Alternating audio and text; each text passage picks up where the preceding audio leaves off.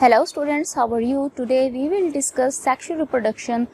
आज के टॉपिक में हम बैक्टीरिया की सेक्सुअल रिप्रोडक्शन स्टडी करेंगे। तो sexual reproduction in bacteria is by genetic recombination. अब सेक्सुअल रिप्रोडक्शन बैक्टीरिया में किस तरह होगी? जेनेटिक रिकॉम्बिनेशन के थ्रू होगी। It is the formation of new genotype by recombination of genes following an exchange of genetic material between homologous chromosomes. अब हो क्या रहा है? फॉर्मेशन हो रही है न्यू जीनोटाइप की, जिसमें रिकॉम्बिनेशन ऑफ जीन्स होगा जो फॉलो करेगा, एक्सचेंज होगा जेनेटिक मटेरियल का दो होमोलोगस क्रोमोसोम्स में।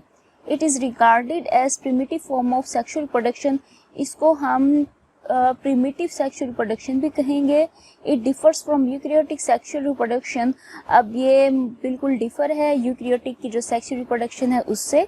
Absence of gamete formation and fertilization, क्योंकि इसमें गैमीट भी नहीं है, गैमीट फॉर्मेशन भी नहीं हो रही और फर्टिलाइजेशन भी नहीं हो रही।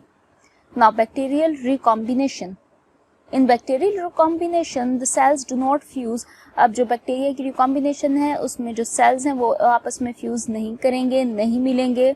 And usually only a portion of the DNA from the donor cell is transfer to the recipient cell. अब सिर्फ क्या होगा कि एक पोर्शन डीएनए का एक डोनर सेल से ट्रांसफर हो जाएगा रेसिपिएंट सेल में।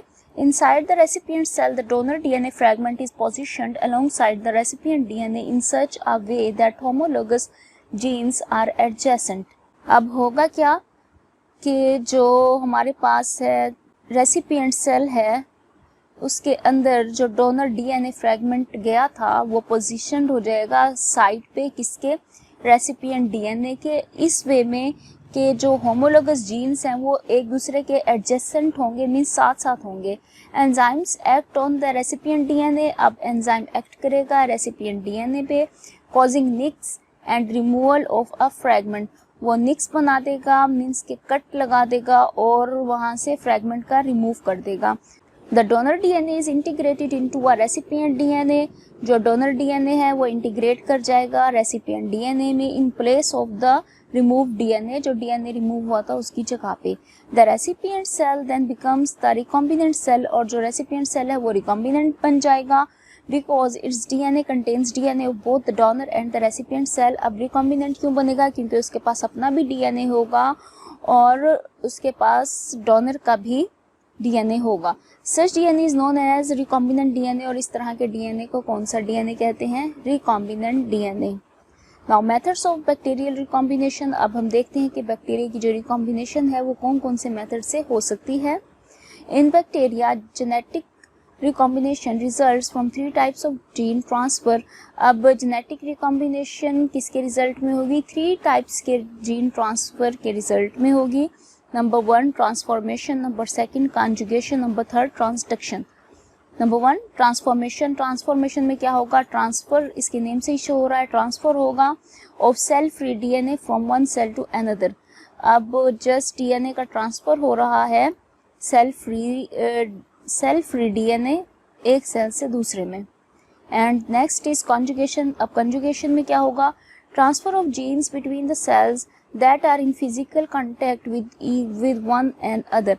अब ट्रांसफर हो रहा है जीन्स का दो सेल्स के दरमियान, और क्या ये एक दूसरे के फिजिकल कांटेक्ट भी होगा एक दूसरे के साथ, तो उसके थ्रू होगा ट्रांसफर ऑफ जीन्स। ये हो गया हमारे पास conjugation. And number 3 one is transduction. अब ट्रांसडक्शन में क्या होगा? Transfer of genes from one cell to another by a bacteriophage. अब इसमें जीन्स का ट्रांसफर होगा एक सेल से दूसरे में, किसके थ्रू? बैक्टीरियोफेज के थ्रू। तो ये तो था हमारा आज के टॉपिक में। हमने सेक्सुअल रिप्रोडक्शन स्टार्ट कर ली है बैक्टीरिया की, उसका बैक्टीरियल रिकॉम्बिनेशन भी देख लिया और उसके 3 मेथड्स हमने जस्ट अभी डिफाइन किए हैं, ट्रांसफॉर्मेशन, कॉन्जुगेशन एंड ट्रांसडक्शन। अब इन्हीं 3 मेथड्स को डिटेल में हम डिस्कस करेंगे 1 बाय 1 नेक्स्ट लेक्चर में इंशाल्लाह। अब तक के लिए कोई ऐसी बात जो आपको समझ ना आई हो तो आप कमेंट सेक्शन में जाकर अपना कमेंट कर सकते हैं। स्टूडेंट्स, चैनल को सब्सक्राइब करना और वीडियो को लाइक करना मत भूलिएगा। Thank you.